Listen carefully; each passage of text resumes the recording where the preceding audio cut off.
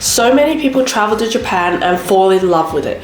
And they're like, oh my gosh, I love Japan, I want to move here. But do you really want to live here? Beyond the neon lights, bustling streets, and expansive food scene, there's a lot more to Japan and living here than what meets the eye. On the surface, Japan can seem like this perfect paradise of food, anime, entertainment, and everything else.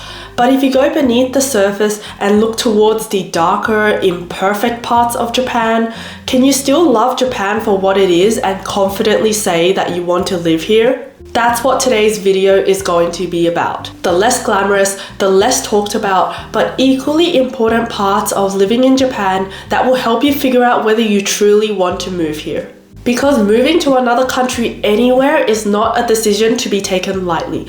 So if by the end of this video you still decide that you truly want to move here, then perhaps you just might have what it takes to not only survive, but thrive here. And without further ado, let's get started.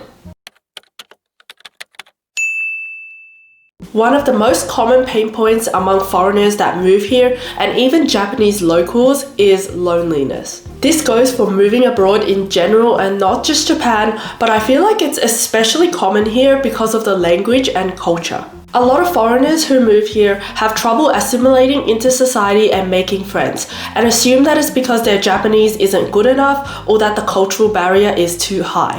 However, it's not that simple. There isn't just one single factor causing it, but rather a combination of cultural norms, structural barriers, and psychological pressure that gradually accumulate. One major cause is the difficulty forming deep friendships. Japanese social circles tend to be long established, stable, and slow to open. People often maintain close ties with people from university, school, or work, with less emphasis of bringing new people into the inner circle. This can leave foreigners feeling like they're warmly treated on the surface with polite conversations and friendly greetings, but also feeling like never advancing beyond the acquaintance stage. Even Japanese people who genuinely want to connect may be hesitant, worried about cultural barriers, miscommunication, and potentially offending you. This is the sort of dynamic that creates a polite but also emotionally distant environment.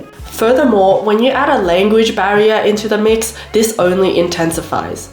Even foreigners with strong Japanese abilities can struggle because everyday socializing requires nuanced listening, quick reading of unspoken cues, as well as awareness of context-specific behavior. As non-native speakers of Japanese, the issue is not the lack of knowledge in the language, but rather the lack of cultural intuition.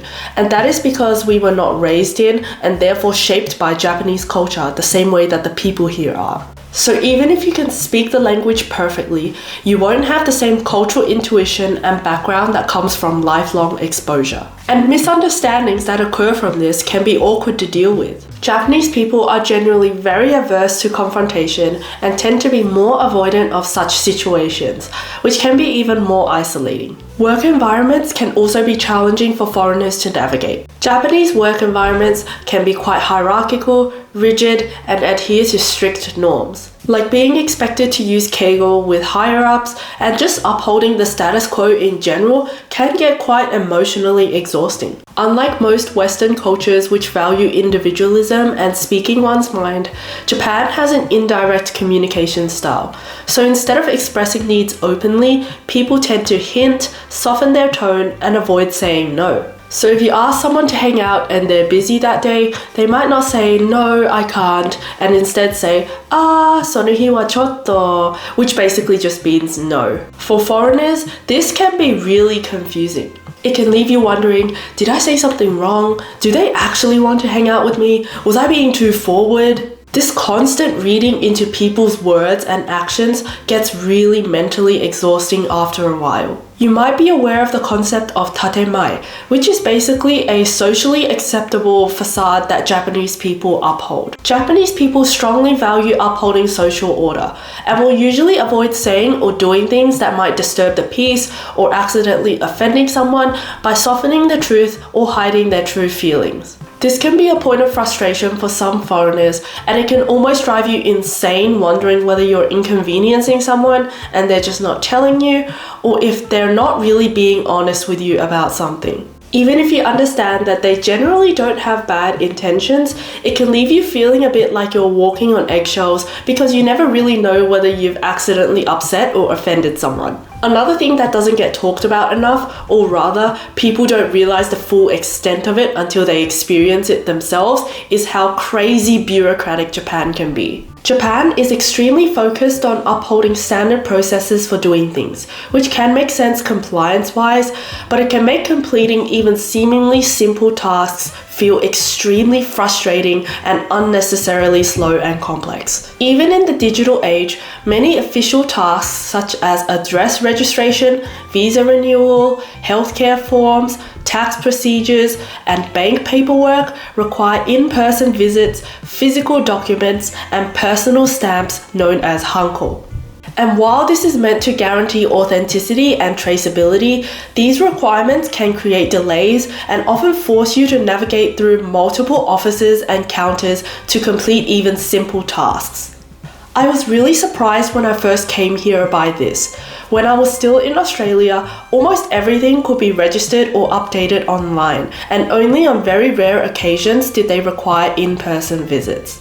There also weren't really any tasks that required me to stop by multiple offices to complete different steps, unlike Japan.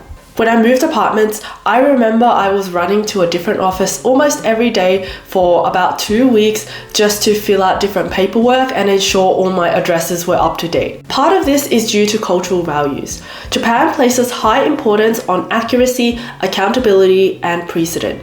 Civil servants and office staff strictly follow established rules, often avoiding exceptions because consistency is seen as key to fairness. As a result, staff may enforce procedures down to the smallest detail, even when a more flexible approach would be reasonable. Instead of one person making a decision, documents often pass through several layers of review. This minimizes personal responsibility for mistakes, but also slows down the process significantly. Japanese are generally conservative to change, and it really shows when you consider that fax machines and floppy disks are still being used today. And instead of setting up and registering accounts and passwords into a system online, you have to go and write it down in person, then have that go through several layers of review by different people before it's accessible online. And it's easy to understand why Japan can sometimes feel like it's still living in the Stone Ages compared to other developed countries. Japan has long been a homogeneous society, which means that over 90% of its population is Japanese. Historically, Japan developed as an island nation with limited immigration, allowing for shared tradition, language, and values to form a deeply cohesive culture. This long-standing continuity fostered a strong sense of collective identity, where social harmony, group belonging, and conformity became core expectations. One of the clearest expressions of this homogeneity is the emphasis on wa, social harmony. People are taught from a young age to prioritize group needs over individual preferences, to avoid conflict and blend into the social environment. This mindset promotes cooperation and reduces friction, contributing to Japan's reputation for safety, politeness, and social order. At the same time, it can discourage self-expression and make it difficult for those who differ, whether in appearance, culture, or lifestyle, to feel fully accepted. And for foreigners, it can feel really isolating when you're constantly reminded that no matter how long you've been here or how well you can speak Japanese, you will always be considered an outsider to society. And this mindset sometimes prevails when you try to do things like rent an apartment, where foreigners can get outright rejected for no other reason other than that they are a foreigner. And not every real estate agent is going to be like this, but this phenomenon also isn't entirely uncommon either.